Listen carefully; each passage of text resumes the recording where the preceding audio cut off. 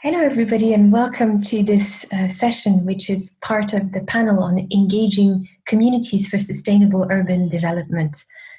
We have the pleasure of welcoming two excellent speakers with a lot of experience in the area of urban governance and urban planning.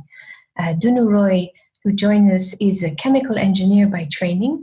He's also a social scientist by compulsion and a political ecologist by choice. That's how he's been described.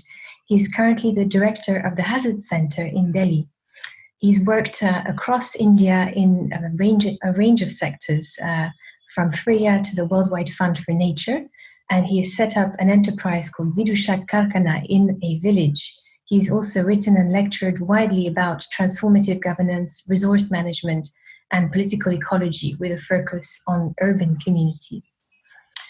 Priyanka Sharma has trained in planning at the Center for Environmental Planning and Technology in Ahmedabad, and she's been working as coordinator for urban development at Ekjut, a civil society organization based in Ranchi, in the state of Jharkhand in eastern India, for over 6 years. And her focus has been on assuring services for homeless people in Ranchi.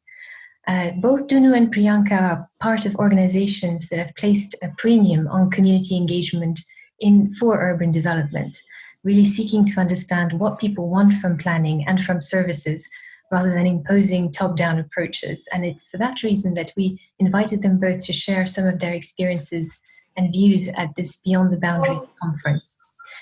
So we're going to start with a very general opening question. And I want to find out from you first, Dunu, what sustainable development means in the context of your work, if anything.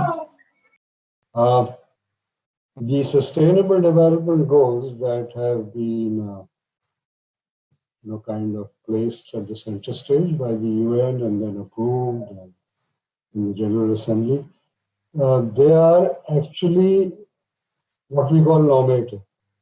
They say, here's the problem, here's the solution, and let's get on with it. So there's poverty, so the goal is no poverty, and let's move on with it and just implement certain programs, and poverty will disappear. That seems to go counter, at least in our experience, to a particular specific pedagogy of how problems are overcome. And essentially, the first step should be to not just identify the problem, but to analyze it. So, for instance, for poverty, there seems to be no inclination to understand why poverty exists. So I would ask that question first, and only then move on to the solution. Otherwise, this normative approach doesn't seem to work. So for sustainability, one has to go into why the problem exists, why hunger exists, why joblessness exists, why homelessness exists. And then by understanding the problem, I think it comes from my engineering background. You've got to first understand the problem.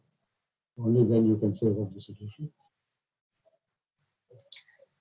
Thank you. And that's quite a critical approach to the idea of sustainability. And Priyanka, how does this play out in your work in Ranchi? Do you also face this issue of thinking critically through the definition of sustainability for the communities that you work with?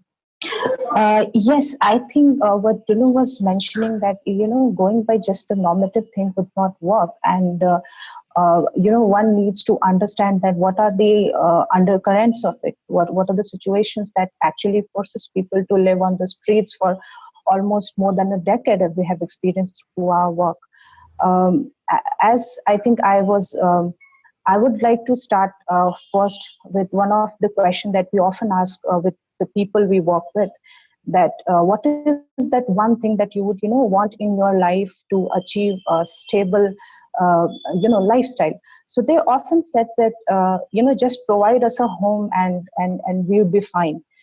So this is something that we have understood from our work from in past 6 years with the urban homeless people, that addressing the residential vulnerabilities, the social vulnerabilities, And the occupational vulnerabilities is something which we often talk about when we talk of the sustainable solutions for these communities.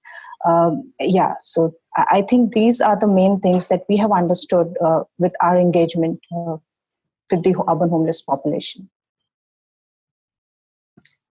Thanks, Priyanka. So, starting then from this more critical perspective, instead of focusing on top-down approaches that use this normative idea of sustainability as a starting point, what sort of community engagement methods and research have you found helpful in your own work? Well, let me take something like homelessness. I think way back, when was it, 1990, sometime in the 90s, this issue of homelessness came up in Delhi also. And there was a big campaign begun to first count the homeless, which is data. Because before that, there was no real count of how many people were homeless, and different groups gathered together and counted. And it was an underestimate, according to me, but even then, it was about 70,000 at that time. Now, the question then becomes, okay, we've done our count, we've got the data, what moves next, what's the next step? And there were two approaches, I think, that emerged at that time. One approach that came up was, where are the shelters? Where are the night shelters where the homeless could stay? And that is when the whole movement, well, not just a movement, it went to court, and the pressure on the Development Authority to have night shelters, and eventually a kind of, I think at that time we put in about 13,000 applications into the Development Authority saying, why aren't the homeless there in the master plan? And eventually a norm was passed of one night shelter for every 100,000 population. So that's one kind of trajectory of how the issue of homelessness could be tackled. The second trajectory was that if they're homeless, where are the homes? I mean, why are we talking about night shelters? Why can't we also talk about homes?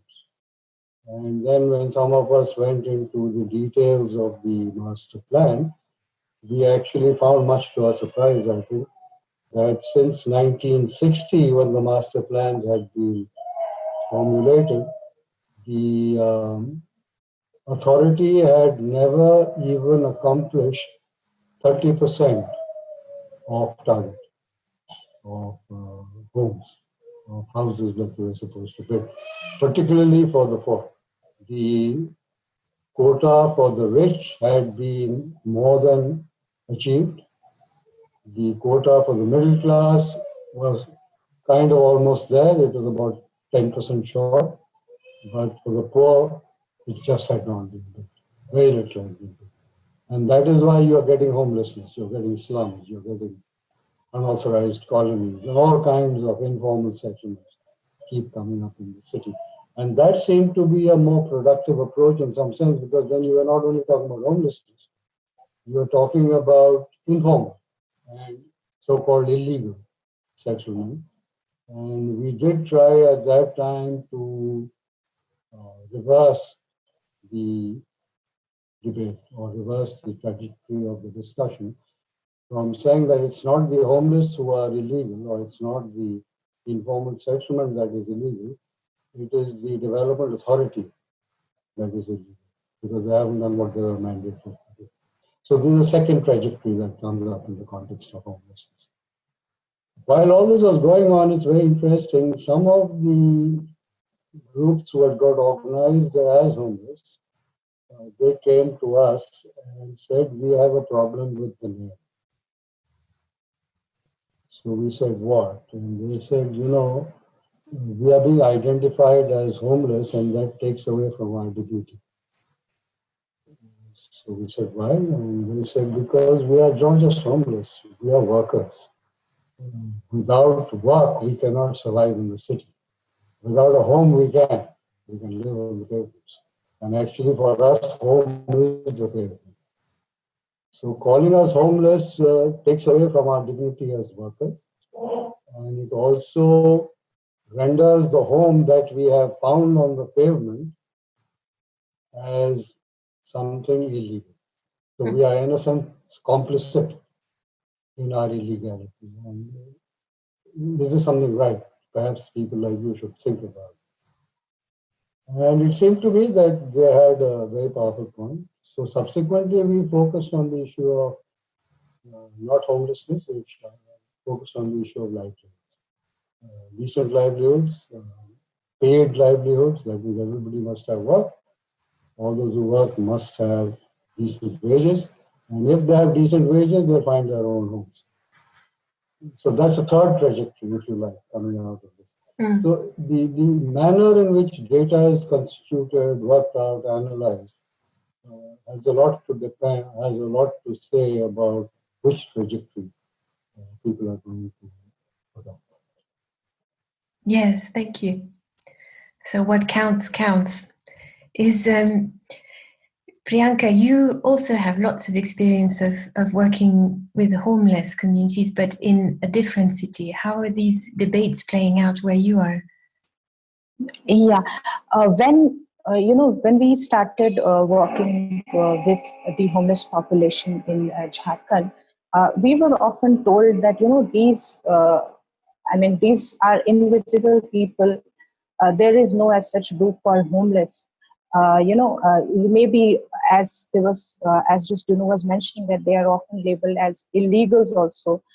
So in our case, people were calling them pickpockets, beggars, and all. So we had a tough time convincing that it is not it is not the identity of the people that you're talking about. They are the one who are making your cities. Because if you see, this population is largely engaged in the construction work, service sector, and other informal sector, which forms the background of the urban people and their lifestyles. Why the one reason which was creating this image was the lack of reliable data and information. If you look at the government census data, it says that in India it's 9.5 tentatively. The 2011 census says that number of homeless population in India is around 9.5, which we feel as a group is a gross undercount.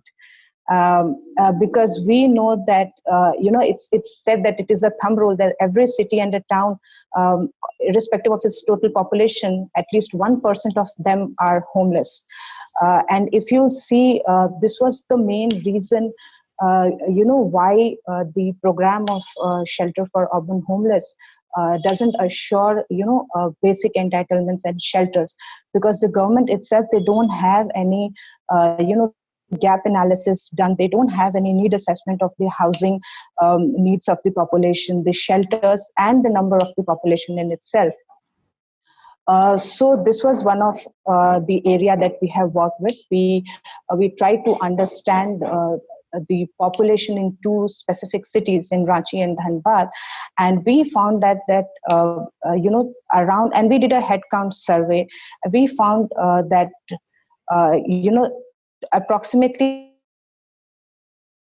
1,400 population people were sleeping rough when we counted them in one night.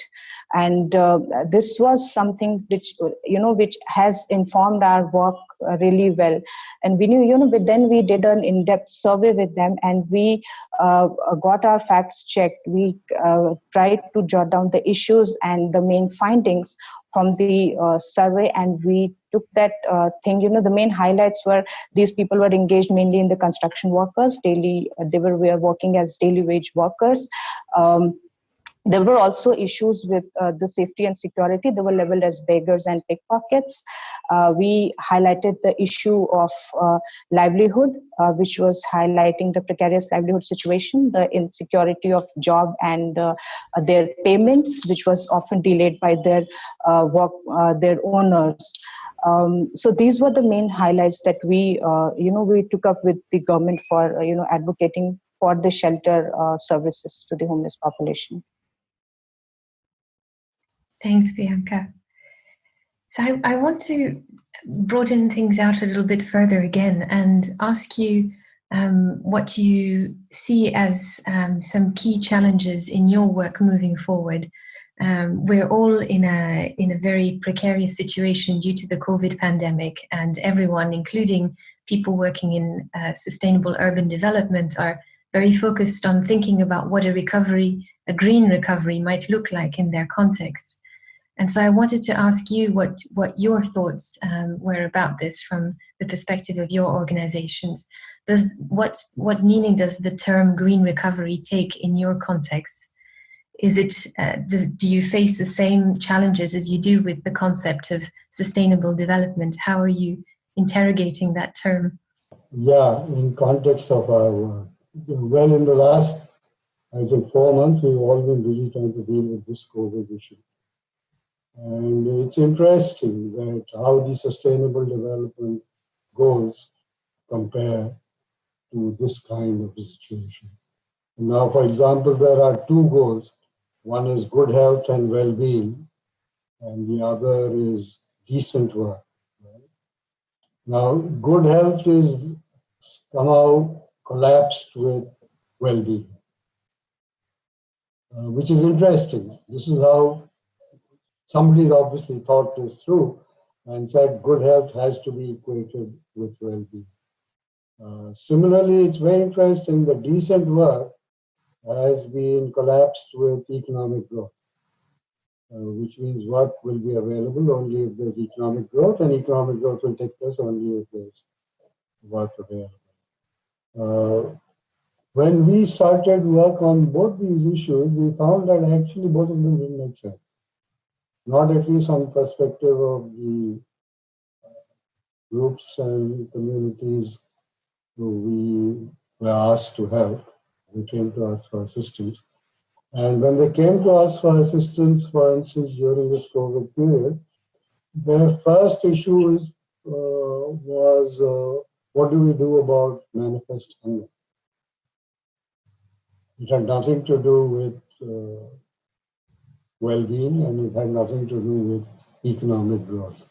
Mm-hmm. It was that we don't have a wage, we don't have work, work is not going to immediately come out because of the government machine which is pushing lockdowns as the solution. So we have to do something about hunger. So what happened was that through a series of discussions, they decided to start community kitchens, and they said we start this, feed the people amongst us who are hungry, but we do need some money. So we were entrusted with the task of trying to get some money and also to design the nature of the kitchen itself, what it would need, what kind of facilities it would need. So we gave them whatever material we had, and we managed to raise some funds, and they started 6 community kitchens, which till last month they were operating. And their role, as they started doing the community kitchens, one idea that came from many of these groups themselves, it came from one group that it spread to the other groups. They said, this hunger is not something that's going to go away. It's going to remain, even after COVID is over. So how can we make this sustainable? And the idea was that is it possible to convert these community kitchens over time into worker messes? That means messes that are operated by workers, organized by them, they pay for it. And if they pay a monthly kind of deposit, then food is ensured for that month, whether they have work or not, whether they have any kind of occupation problem or not. And this idea of the worker mess, they anticipated that they would need to run the community kitchen for 2 months, by which time the economy would slowly come back to normal, and then people would be able to earn enough to pay. And that's how the community kitchen gets transformed into a worker mess. It didn't happen. It didn't happen because the economic situation is not in their hands. When the lockdown gets over, when business restores, So, for instance, at one meeting, we asked them, what is your the symptom you're going to look at, indicator, so to speak, that business is being restored. They said, see all these rickshaws standing out there? The moment they start moving, that means consumers are there, customers are there, business is being restored. And that means we have a life there. As long as these rickshaws are standing there and not moving, it means we don't have one. So these are indicators that are not incorporated in your SDGs. They're not there in the programs that are set up. But coming from the kind of creative energies that working people possess, they make a lot of sense. We would rather work on those and trying to coalesce those into the kind of data points they require. So we said, okay, that's a very good idea. We should keep doing a monthly survey about how many rickshaws are moving. It's a good indicator of the economy getting revived. So those are data sets that come from these discussions, and one needs to work on them rather than on measuring hunger, so to speak. That's also a very pragmatic approach to a recovery that groups are taking. Priyanka, in Ranchi, is the idea of green recovery being discussed in your circles, in your planning circles, or within your organization? I would like to say that when this COVID lockdowns was announced in March, there were so many people that, they came to us and they were saying that, we are losing jobs. And the first thing that came to our mind was, how we can support them directly with something which is the immediate need of the community. There were also issues of hunger because they were not able to manage even the 3 meals or 2 meals a day. So the first thing as an organization or as a team, what we thought of that, would be, was the need of the time was to introduce a community kitchen kind of a thing. We supported the community to organize themselves, and we provided some minimum financial support to them. And they ran that kitchen for around 2 months now. So they were, collecting some amount from the community, from those who can afford it, and some part of it would be provided by the organization and the network organization that we were in contact with. So this was something that we started immediately to address the situation of hunger. The second thing, which was the immediate thing we thought of, when the second or third phase of the lockdown was announced, was to how to engage this homeless population into, creative thing, because they lost their daily earning opportunities in the city. So we contacted the corporation and, we asked them to somehow engage those people, at least who were in the shelters during the lockdown, in some work. So in collaboration with our network organizations and the team members, almost 50 plus, homeless people from different groups were engaged by the corporation for temporary works like cleaning and, cleaning the city and bleaching, all those things. But then it also has a different aspect, because then we were arguing that, why aren't you encouraging them or, allowing them to participate in different works? The opportunity has to be of their interest and not based on your requirements. So this was the another thing which we took up with the government. Now I can say that we are slowly moving towards community focused initiatives to address the situation of